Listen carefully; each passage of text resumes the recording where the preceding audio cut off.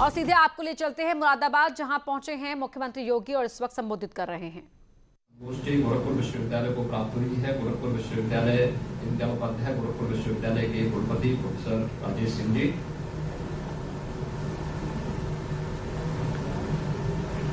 विश्वविद्यालय अनुदान आयोग के अध्यक्ष प्रोफेसर टीपी सिंह जी, पूर्वांचल विकास बोर्ड के हमारे उपाध्यक्षगण श्री नरेंद्र सिंह जी, श्री दयाशंकर मिश्र जी,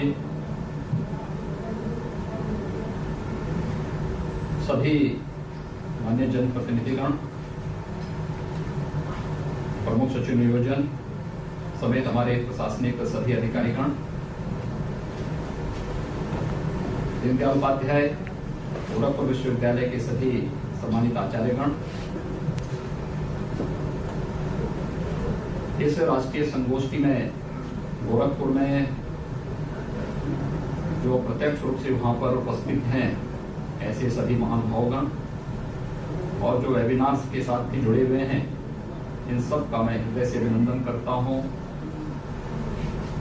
एक सफलतम राष्ट्रीय संगोष्ठी के लिए आप सबको हृदय से बधाई भी देता हूं। क्षेत्रीय आर्थिक विषमता किसी भी राष्ट्र की प्रगति को बाधित करने के प्रमुख कारकों में से एक होता है और इसीलिए जब प्रदेश सरकार ने अपने 4 आर्थिक जोन के संदर्भ में इस पर विचार किया था, तो हम लोगों ने इस बात को महसूस किया कि प्रदेश के 4 आर्थिक जोन पूर्वांचल, पश्चिमांचल, मध्य और बुंदेलखंड को अगर हम देखेंगे तो यहां पर आर्थिक विषमता कहीं न कहीं स्पष्ट दिखाई देती है और इसीलिए 2 विकास बोर्ड हम लोगों ने प्रदेश के अंदर विशेष रूप से गठित किए, एक पूर्वांचल विकास बोर्ड और दूसरा बुंदेलखंड विकास बोर्ड। मेरा सदैव से इस बात को मानना रहा है कि बुद्ध अचानक इस क्षेत्र में पैदा नहीं हुई, कोई बात तो जरूर रही होगी। हमने बुद्ध का नाम भी लिया,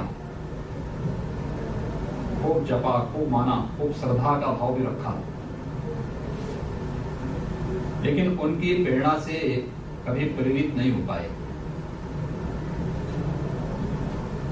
अपदीपो भव का जो भाव है वह पूर्वांचल के लिए भी और बुंदेलखंड के लिए भी अक्सर सही बैठता है। उस क्षेत्र के हर एक तबके के व्यक्ति को आगे आकर के वहां के विकास में सहभागी बनना पड़ेगा और मैं बराबर इस बात को मानता हूं। पूरी दुनिया के अंदर आप चले जाइए, उनकी अपनी अपनी चुनौतियां हैं और उन चुनौतियों से उभरने के लिए उन लोगों ने अपने मार्ग भी उसी प्रकार से निकाले हैं। प्रकृति की कृपा कहीं पर कम हुई है, कहीं ज्यादा हुई है, लेकिन पूर्वांचल इस देश से बहुत समृद्धशाली है। हम इस बात को मान सकते हैं कि दुनिया की प्रथम मानव की सृष्टि भूमि है पूर्वी उत्तर प्रदेश। महाराज मनु को अपनी राजधानी अयोध्या को वैसे ही उन्होंने नहीं बनाया। काशी दुनिया की सबसे प्राचीन नगरियों में गिनी जाती है। प्रयागराज दुनिया के प्राचीनतम नगरों में से एक है। यानी सभ्यता की सबसे प्राचीनतम भूमि होने के बावजूद हम अपने को पिछड़े कहते रहे, हम अपने को गरीब कहते रहे।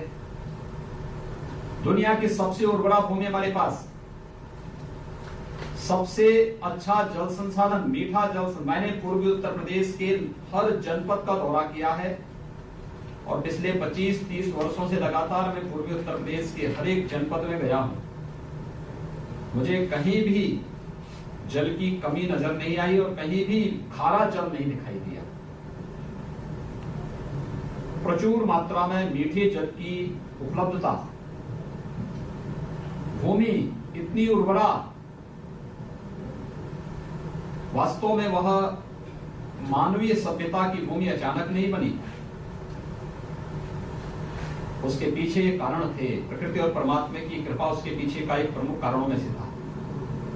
मानवीय सभ्यता के लिए जो बहुत महत्वपूर्ण कारक थे, उनमें से ये चीजें वहां पर स्वतःस्फूर्त भाव के साथ उपलब्ध थी और उसका लाभ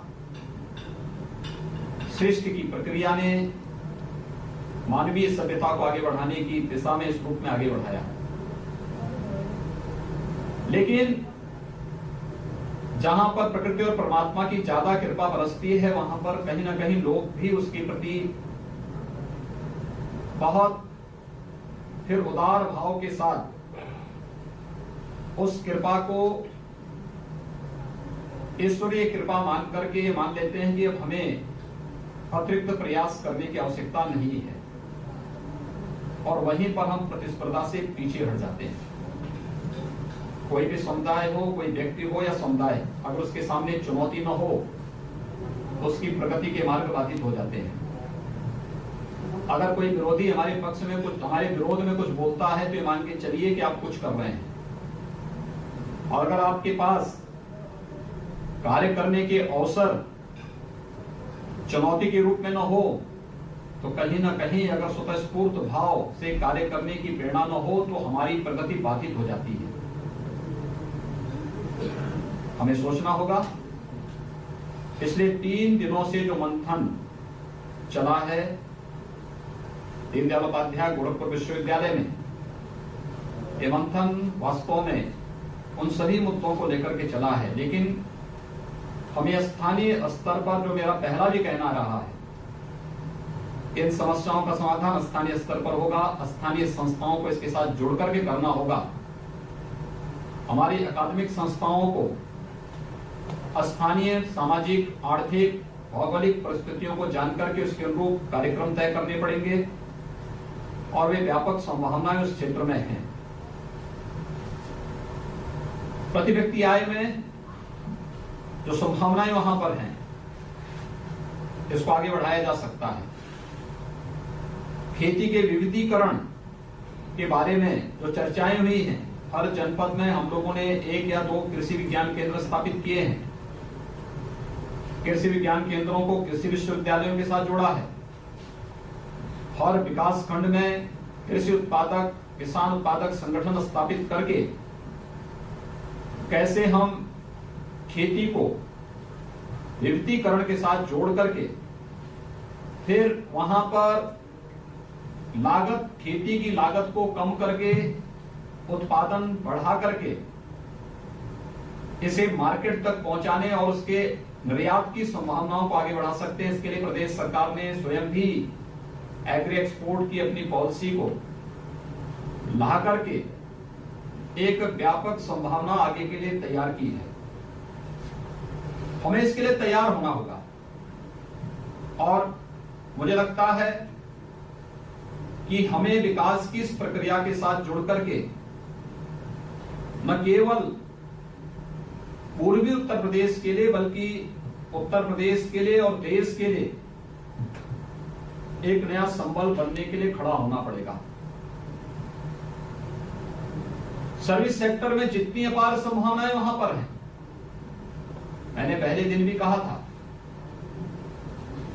कि यहां पे हर प्रकार के टूरिज्म के लिए अपार संभावनाएं मौजूद हैं। आप देखेंगे कि इस सेक्टर में जो अपार संभावनाएं हैं, उन संभावनाओं में हमारे पास स्पिरिचुअल टूरिज्म के लिए जो फुटफॉल है, आपने प्रयागराज कुंभ में देखा होगा, अयोध्या में जिस प्रकार की संभावनाएं बन रही हैं, देश के सर्वाधिक बौद्ध तीर्थ स्थल उत्तर प्रदेश में और उत्तर प्रदेश में 6 प्रमुख तीर्थ स्थल हैं, उनमें से 5 पूर्वी उत्तर प्रदेश में हैं। यानी पूरी दुनिया के बौद्ध पर्यटकों को और श्रद्धालुजनों को आप पूर्वी उत्तर प्रदेश में आकर्षित कर सकते हैं, उन्हें ला सकते हैं। लेकिन इसके लिए हमें वहां पर ट्रेन गाइड तैयार करने पड़ेंगे, उस प्रकार के रेस्टोरेंट और होटल की चेन खड़ी करनी पड़ेगी। ओला और उबर की तर्ज पर टैक्सी सेवाओं को भी, पब्लिक ट्रांसपोर्ट की व्यवस्था को भी स्ट्रेंथन करना पड़ेगा। और ये छोटे छोटे कार्य हैं जो जनपद स्तर पर, स्थानीय स्तर पर ट्रैवलिंग एजेंसियों को प्रमोट करके, उनके साथ संवाद बना करके आगे बढ़ाना पड़ेगा। याद करिए 2017 के पहले गोरखपुर में 1 फ्लाइट आती थी, वो भी कभी कभी आती थी। आज 9 फ्लाइट आ रही हैं और ये सभी भर करके आती हैं। गोरखपुर से दिल्ली के लिए 3 फ्लाइट हैं, कोलकाता के लिए है, मुंबई के लिए है, बेंगलोर के लिए है, हैदराबाद के लिए भी है, प्रयागराज के लिए भी है, लखनऊ के लिए भी है। और लगातार डिमांड पे डिमांड हो रही है। कुशीनगर में इंटरनेशनल एयरपोर्ट हम लेकर के आ रहे हैं, अयोध्या में इंटरनेशनल एयरपोर्ट है, बनने जा रहा है। श्रावस्ती सोनभद्र में नए एयरपोर्ट दे रहे हैं, आजमगढ़ में नया एयरपोर्ट दे रहे हैं, वाराणसी में पहले से इंटरनेशनल एयरपोर्ट कार्य कर रहा है, प्रयागराज में एयरपोर्ट हमारा फंक्शनल हो चुका है। इंफ्रास्ट्रक्चर के लिए जो अन्य संभावनाएं वहां पर है, पूर्वांचल एक्सप्रेसवे केवल एक्सप्रेसवे नहीं है, ये पूर्वी उत्तर प्रदेश की अर्थव्यवस्था की बैकबोन बनने जा रही है। हमने हर जनपद में न केवल इंफ्रास्ट्रक्चर के लिए बल्कि वहां पर औद्योगिक क्लस्टर विकसित करने के लिए भी, उन संभावनाओं के लिए वहां पर एक व्यापक कार्य योजना को आगे बढ़ाने के लिए तैयार किया है। गोरखपुर लिंकवे उसी के साथ जुड़ा हुआ है। ये आजमगढ़, अम्बेडकर नगर और गोरखपुर जनपद को जोड़ेगा, जहां पर ये ढेर सारी संभावनाएं विकास के क्रम को आगे बढ़ाएगी। और पूर्वी उत्तर प्रदेश के नौजवानों को अगर वहीं रोजगार मिलेगा तो उसकी ऊर्जा और उसकी जो प्रतिभा है उसका लाभ वहां के क्षेत्र के साथ साथ प्रदेश को प्राप्त होगा। हमारी जो सबसे बड़ी त्रासदी रही है वो ये रही है कि हम सरकार से, हमारी संस्थाएं सहयोग तो चाहती हैं, लेकिन शासन की नीतियों को पाठ्यक्रम का हिस्सा नहीं बना पाती है। और ये पाठ्यक्रम का हिस्सा न भी हो तो भी हमें इस बात को देखना होगा कि शासन कोई भी घोषणा करता है, कोई भी कार्यक्रम लागू करता है, हमें या हमारे यूथ को उसकी कोई जानकारी नहीं होती। मैंने पहले दिन भी बताया था कि मैंने एक दिन प्रदेश के एक टेक्निकल इंस्टीट्यूशन से जुड़े हुए कुछ बच्चों को अपने पास बुलाया था। मैंने उन नौजवानों से पूछा, मैंने कहा आप डिग्री लेने के बाद क्या करना चाहते हैं? तो उसमें से 22 में से 18 ने इस बात को मुझे कहा कि तो मुरादाबाद से आप सुन रहे थे सीएम योगी को। अब थोड़ी देर बाद मुरादाबाद से वो गाजियाबाद के लिए रवाना होंगे। रुक रहे छोटे से ब्रेक के लिए।